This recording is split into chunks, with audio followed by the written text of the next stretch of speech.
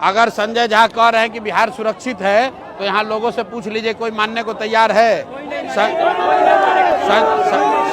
संजय झा अपने अगर सुरक्षित है तो अपना सुरक्षा हटा कर दिखाएं, बिना सुरक्षा के एक दिन चल कर दिखाएं।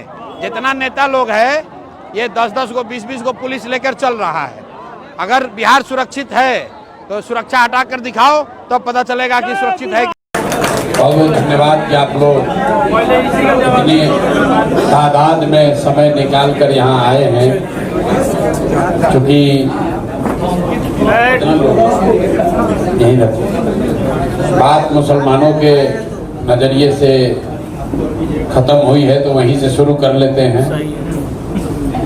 भाई साहब ने एक सवाल पूछा कि आपने कहा कि मुसलमानों कि कोई जरूरत नहीं है सत्ता में आने के लिए। मैं भी फिर से दोहरा देता हूँ, इसको भी फिर वायरल कर लीजिएगा कि सत्ता में आने के लिए मुसलमानों की कोई जरूरत नहीं है। और ये सिर्फ हम नहीं कह रहे, अगर आप ऑब्जेक्टिवली भी देखिएगा तो आज भाजपा सत्ता में है। भाजपा तो मुसलमान भाजपा को वोट नहीं देता है, तो मुसलमान की क्या जरूरत है? लेकिन मुसलमानों की जरूरत व्यवस्था को परिवर्तित करने के लिए है। सिर्फ वोट लेकर सत्ता में आना हो तो आपने अपनी दशा कुछ वोट बैंक की बना ली है, उसके बाद आप आकर रोते हैं कि भैया मुसलमान को तो ठग लिया, हमको तो हमारे साथ तो नाइंसाफी हो गई। अब भाई साहब को देखिए, भाई साहब ने कहा कि भाई आप पर कैसे भरोसा कर लें, आप भाजपा के बी टीम हैं, ऐसा लोग बताते हैं। इनको ये भी बहुत चिंता है कि मेरे पास पैसा कहाँ से आता है। मेरे भाई, आज से पहले तो जनसुराज नहीं था। 30 वर्ष से आप निश्चिंत होकर बिना किसी के झांसे में आए हुए आपने लालटेन को ही वोट दिया, किसी ने आपका वोट नहीं काटा। तो 30 वर्ष में आप कितने बार भाजपा को हरा पाए ये बता दीजिए। 30 वर्ष में आपने अपने बच्चों का क्या कर लिया वो बता दीजिए। कितनी आपको राजनीतिक भागीदारी मिल गई है वो बता दीजिए। भाई, कोई किसी को वोट क्यों देता? वोट देने की 3 ही वजह है। या तो आप अपना विकास करना चाहते हैं, दूसरा आप राजनीतिक भागीदारी चाहते हैं, तीसरा आप अपने राजनीतिक विरोधी को हराना चाहते हैं। आप तो बड़े समझदार लोग हैं। इन तीनों नजरिए से आप जरा अपने 30 वर्ष के अपनी समझ और अपने वोट देने की प्रवृत्ति को जांच लीजिए। तो मेरे भाई, विकास का हालत ये है कि हमको कहने की जरूरत नहीं है, सच्चर कमेटी पढ़ने की जरूरत नहीं है। आप खुद जानते हैं कि बिहार में दलितों के बाद अगर सबसे ज्यादा कोई गरीब, बदहाल, फटेहाल है तो मुसलमान ही है। तो 30 वर्ष से तो आपको विकास तो नहीं मिला है, इस पर तो कोई बहस नहीं कीजिएगा। दूसरा, अब आ जाइए राजनीतिक भागीदारी की बात। तो भैया, आप लोग राजद को वोट देते हैं।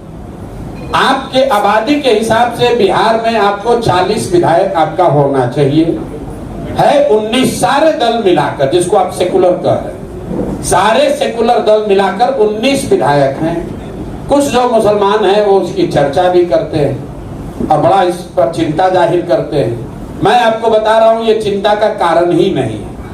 चिंता इसलिए नहीं है, 19 विधायक आपका इसलिए है क्योंकि आपको दलों ने टिकट नहीं दिया, जिसको आप सेकुलर दल अपना दल कहते हैं। चिंता का कारण क्या है वो आपको बता देते हैं। आबादी के हिसाब से बिहार में 1650 मुखिया मुसलमान होना चाहिए। आबादी के हिसाब से 1650 मुखिया और सरपंच मुसलमान होने चाहिए। 1200 से कम मुखिया ही इस राज्य में मुसलमान से आते हैं। आबादी के हिसाब से 27,500 वार्ड सदस्य मुसलमान होना चाहिए। 11,000 से कम मुसलमान ही वार्ड सदस्य हैं। अब आप हमको जवाब दे दीजिए कि आपके बच्चे, आपके समाज के लोग वो क्यों नहीं मुखिया लड़े, वो वार्ड सदस्य क्यों नहीं बने? भाई, उनको किसने रोका था?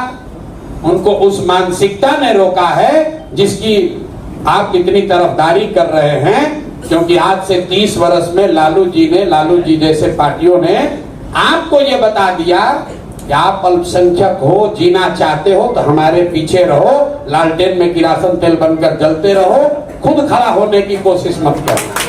और आपको समझ में भी नहीं आ रहा। अब आप जितने यहाँ मुसलमान बैठे हुए हैं आप तो बहुत सब पढ़े लिखे दानिश्वर लोग भी होंगे, जरा सोच कर बताइए, आपकी किस किताब में, किस हदीस में, किस आयत में ये बात कही गई है कि आप अल्पसंख्यक हैं?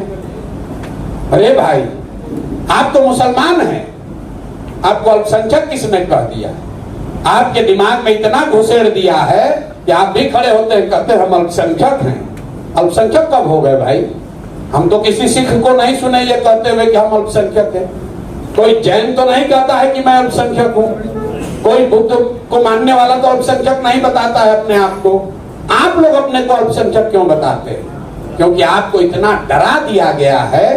अल्पसंख्यक, आप पढ़े लिखे आदमी, अल्पसंख्यक का जाके डेफिनेशन पढ़िए। अल्पसंख्यक कोई जाति धर्म नहीं है, ये मानसिकता है, जिसमें समाज का वर्ग, एक वर्ग है जो अपने आप को अल्पसंख्यक बताता है। वो मान लेता है कि मैं अपनी सुरक्षा के लिए, अपने वेल बीइंग के लिए, अपनी तरक्की के लिए बहुसंख्यक समाज के पीछे ही चलूंगा।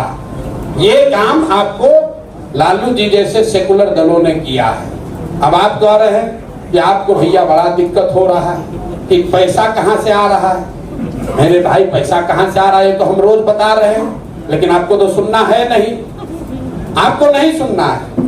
क्यों नहीं सुनना है ये आपको बता दे रहे हैं। जन सुराज एक मजबूती से यहाँ प्रयास कर रहा है, तो मुसलमानों की हालत देखिए।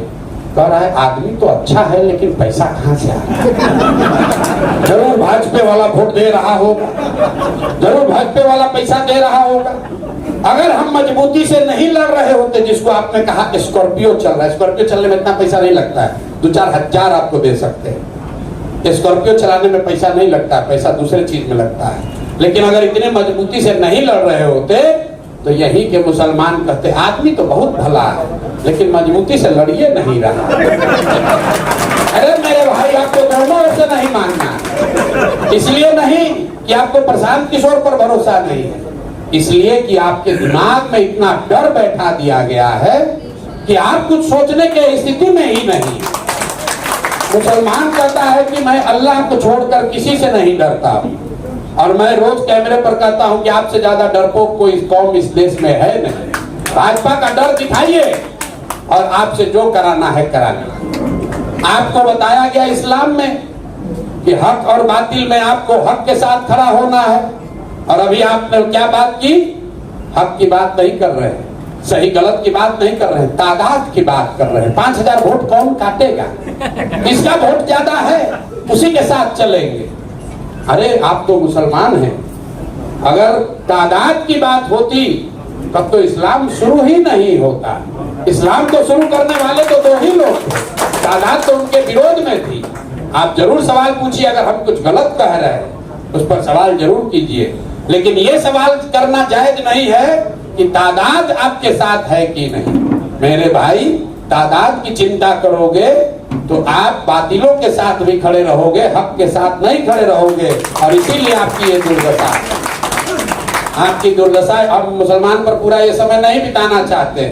आपने कहा कि आप बहुत वीडियो देखे हैं, तो हम एक पैगंबर साहब की बात हमेशा कहते हैं कि आपको लग रहा है कि आज मुसलमानों की दुर्दशा है, तो भाई प्रशांत किशोर को छोड़िए। पैगंबर साहब ने क्या कहा? आपने कहा कि आज का जो सत्तारूढ़ आदमी है, जो आदमी सत्ता में बैठा है, वो सब हुक्मरान जो है वो जालिम है, ये मुसलमानों की चिंता नहीं करते हैं, आपके हक की, आपके बच्चों की, आपकी सुरक्षा की चिंता नहीं करता है। तो भाई, इस नजरिए से इस्लाम में क्या कहा गया? पैगंबर साहब ने कहा कि जिस कौम को अपनी रहनुमाओं की समझ नहीं होगी उसके ऊपर जालिम हुक्मरानों को मुसल्लत कर दिया जाएगा। तो हमसे मत पूछिए कि लालू अच्छे हैं कि खराब हैं, हमसे मत कहलवाइए कि कांग्रेस अच्छा है कि खराब है। अगर आप कह रहे हैं कि आज के हुक्मरान जालिम हैं, तो बात भैया पैगंबर साहब ने कही है, गलत तो हो नहीं सकती। आधा लाइन मत पढ़िए। अगर आज के हुक्मरान जालिम हैं तो इस बात का प्रमाण है कि आपके जैसे दानिश्वर लोगों ने भी अपने रहनुमाओं को चुनने में गलती की है, तभी ये दुर्दशा हुआ। अब आपको बता देते हैं पैसा कहां से आता है। पैसा डॉक्टर साहब के पास कहां से आता है? डॉक्टर साहब रोगी देखते हैं, पैसा आता है। वकील साहब के पास पैसा कहां से आता है? वकील साहब वकालत करते हैं, देखिए बगल में बैठे, बहुत रुपया रखे हैं बोड़ा में बढ़। शिक्षक है, बिजनेसमैन है, पैसा कहां से आता है? पैसा सरस्वती से आता है, बुद्धि से आता है। जिसके पास बुद्धि है उसके पास पैसा है। जहां सरस्वती रहेंगी वहां लक्ष्मी आएगी ही आएगी। आपको लग रहा है कि प्रशांत किशोर बहुत बड़ा पैसा खर्चा कर रहा है, इतना पैसा हम अभी जाकर एक वो इलेक्शन करेंगे तो इसका 4 गुना पैसा फीस में ले लेंगे। आपको नहीं समझ है, आपको ये समझ नहीं है बिहार में पैसा है किसके पास।